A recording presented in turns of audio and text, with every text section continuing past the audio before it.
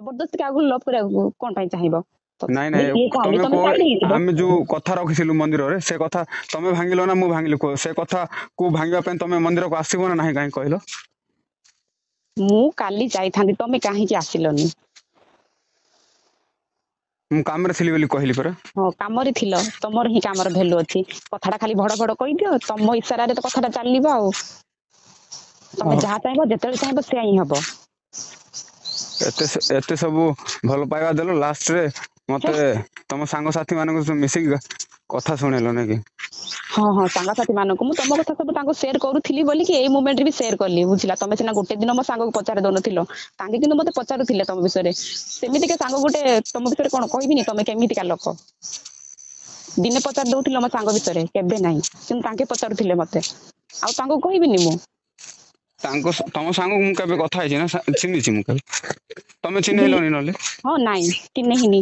ତମେ ତ ମନା କରୁଥିଲ କି ତମେ କାହାକୁ କୁହନି, ତମ ସାଙ୍ଗକୁ ବି ନାହିଁ। ତମ କଥା ରଖିକି ମୁଁ କହିନଥିଲି ତାଙ୍କୁ, କିନ୍ତୁ ତମେ କଣ କଲ? ତମେ ତ ସମସ୍ତଙ୍କୁ କହିଲ, ମୋ କଥା ଗୋଟେ ବି ରଖିଲନି। ସବୁ ତ ତମେ ହିଁ ଭୁଲ କଲ ନା। ମୁଁ କାହାକୁ କହିଲି? ମୁଁ କିନ୍ତୁ ଆମ ଘର ଲୋକଙ୍କୁ ଇନଡାଇରେକ୍ଟଲି କହିଲି।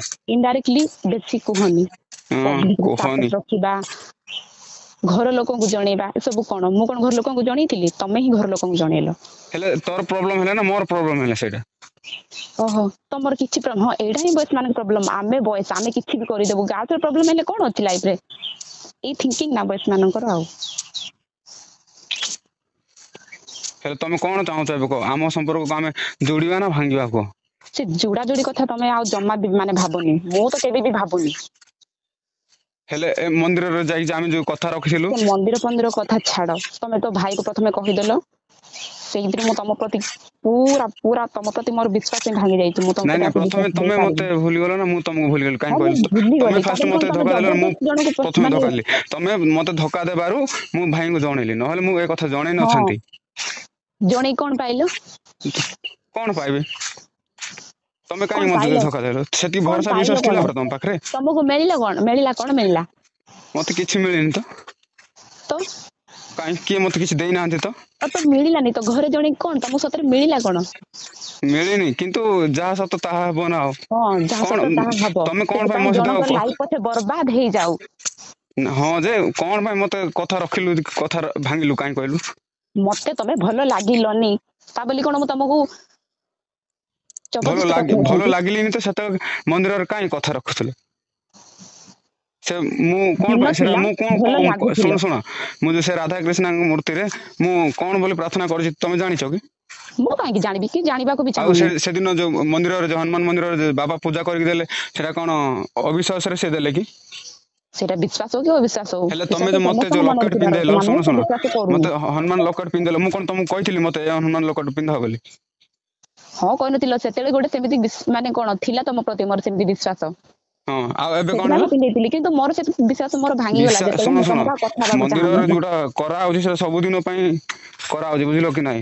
ବିଶ୍ୱାସ ହଁ ଓ ହଁ ଭରସା ପାଇଁ ଯଦି କରାହଉଛି। ଏଇଟା ସତ, ଯଦି ଏଇଟା ସତ, ଲୋକ ତ ହୋମ ନିଆଁରେ ବସିକି ଅଗ୍ନିକୁ ସାକ୍ଷୀ ରଖିକି ମ୍ୟାରେଜ ହେଇକି ବି ଡିଭୋର୍ସ ଦଉଛନ୍ତି, ସେଇଟା କଣ ମିଛ ନାଇଁ କି? ସେଇଟା ମିଛ ତାଙ୍କେ ନାହିଁ କି? ଚାହିଁଲେ କରିପାରୁଛନ୍ତି ନା, ସେଇଟା ପସିବଲ ହେଇପାରୁଛି। ଆମେ କଣ ଜଷ୍ଟ ଖାଲି ମନ୍ଦିର ଟିକେ ଯାଇଥିଲେ, ସେଥିପାଇଁ କଣ ଏତେ ବିଶ୍ୱାସ ତମର ବଢି ଯାଇଛି? ମୋର ସେ ବିଶ୍ୱାସ ନାହିଁ।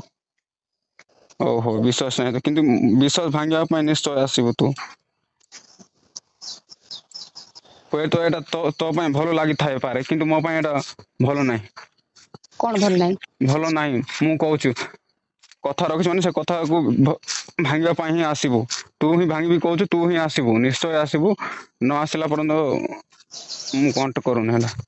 କଣ ତମେ ଧମକଉଛ ମତେ? ମୁଁ ଧମକଉନି ମୁଁ ତମକୁ, ଆଉ ତ ମୋ କଣ ପ୍ରତି ତମର ବିପଦ ଆସିବ। ଏଇ ନାଇଁ ତମେ ନାଇଁ କଣ ମୋର ଏସବୁ କହୁଛ ଭଗବାନଙ୍କ କଣ? ଭରସା ଓ ବିଶ୍ୱାସ ଅଛି, ସେଥିପାଇଁ ହଁ ମୁଁ ତମେ କହୁଛି। ଭଗବାନଙ୍କୁ ଭରସା କରୁନ, ମତେ କଣ ପାଇଁ ବିଶ୍ୱାସ କରୁଛ?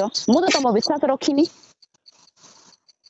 ହେଲେ ଯେ ଆମେ ଯୋଉ କଥା ରଖିଛେ ସେଟାକୁ କଣ କରିବା କହ? ସେ କଥା କଣ କି କଥା? ମୁଁ କିଛି ଜାଣିନି ସେ କଥା ବିଷୟରେ। ମନ୍ଦିରରେ ଯାଇ କଥା ରଖୁଛି, ସେଟା ପାଇଁ କଣ ମୁଁ କରିବା କିଛି କହ ତୁ ଜାଣିନି। କହ?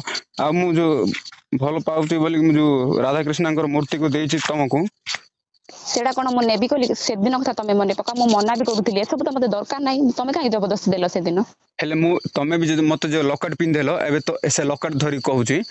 ହେଲେ ମୁଁ ବି ଏଇଟା ତୋ ଠାରୁ ଜବରଦସ୍ତି ପିନ୍ଧିଲି ନା ତମକୁ ପିନ୍ଧା ହକା କହିଲି ଏଇଟା କହିଲ ମୁଁ ତମେ ଶୁଣ ଦେବାଟା ହଉଛି ମୁଁ ଦେବାଟା ସେଇଟା ହଉନି ମୁଁ କି ପିନ୍ଧେଇଥିଲି ଶୁଣ ସତ କି ମୁଁ ପ୍ରେମ କରି ଜାଣିନି କିନ୍ତୁ ପ୍ରେମରେ ମୁଁ ଭରସା ଓ ବିଶ୍ୱାସ ରଖିକି ମୁଁ ସେଇଟା ତମକୁ ଦେଇଥିଲି ରାଧାକୃଷ୍ଣଙ୍କ ମୂର୍ତ୍ତି ହେଲା।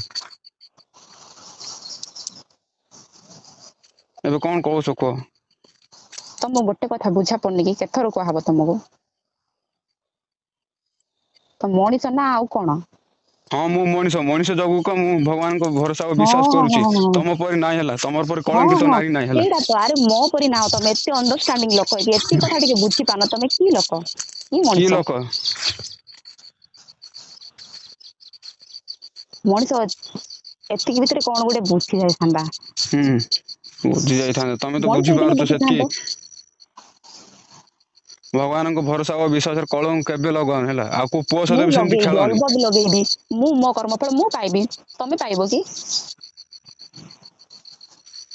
ହଉ ଆମେ ଯୋଉ କଥା ହଉଛେ ଏଟା ସବୁ ରେକର୍ଡିଂ ଅଛି ଜାଣିଛୁ ନା ନାଇଁ? ହଉ କଣ ଅଛି ଏଟା କୁଆଡେ ଯିବ ଜାଣିଛୁ? ତୋ ମିଛ ଭାଇ ପାଖରେ ଯିବ ସବୁ। ମିଛ କଥା ତ ମୁଁ କିଛି କହୁନି ନା। ମିଛ କହ କି ନ କହ ହେଲା ରହିଲି।